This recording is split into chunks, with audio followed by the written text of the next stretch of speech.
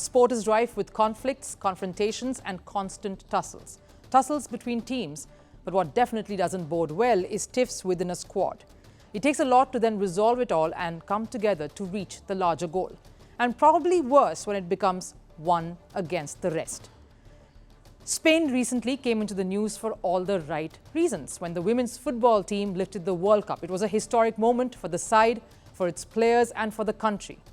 This was the very first time that they'd done so because they were protests against the then coach Jorge Vilda on his methods of training and management of how he would tell them to sleep with their doors open. His strict, most overbearing regimen. Players had revolted before the World Cup and yet some returned to the team to the vision to win a World Cup. That's why the victory was indeed sweeter until this happened. The then Spain football chief Luis Rubiales kissing Jenni Hermoso on her lips without her consent right during the victory celebrations on the grandest platform for women's football. What's happened after that is well documented. There was a massive furore amongst media, players, Jenni Hermoso herself, fans everywhere and even government officials who came down hard on Rubiales, asking for him to step down.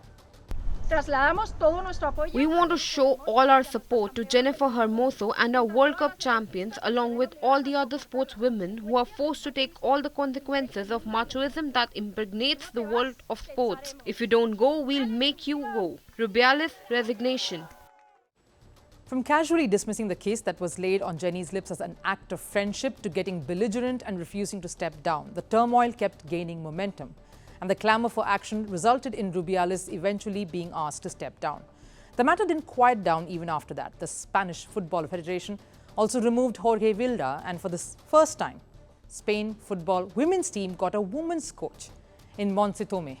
The matter did not stop there as well. The players continued to protest, taking this opportunity to call for changes in the system, to put the concern of the women players above that of the board, to rout the underlying sexism in the sport that the world had only gotten a peek of. A lot of key officials were sacked and the players were forced to stop protesting. They were even threatened with sanctions if they refused to heed to the call-up. Imagine if the same treatment was meted out to a men's team.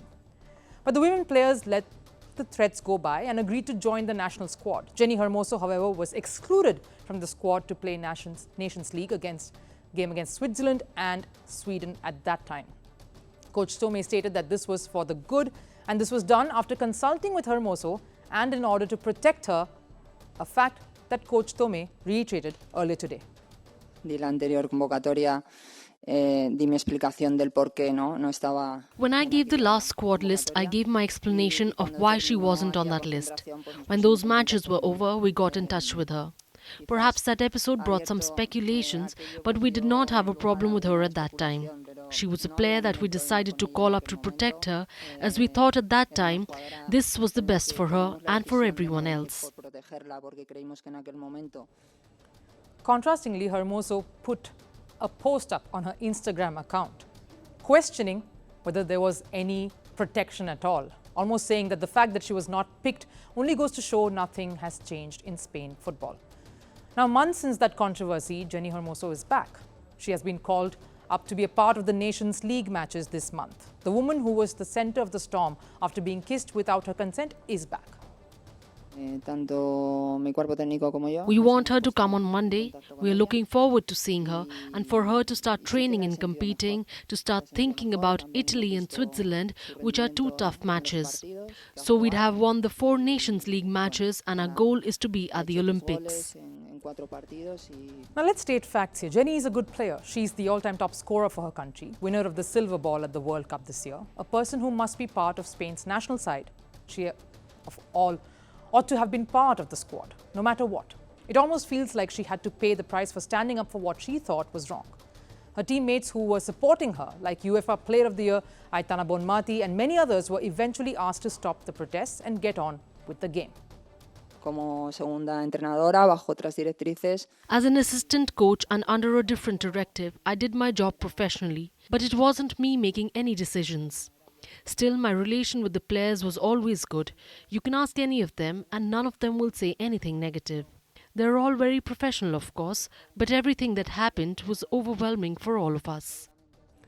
Tomé almost saying that she was also coaxed into all this a part of the superficial changes that the federation has seemingly made.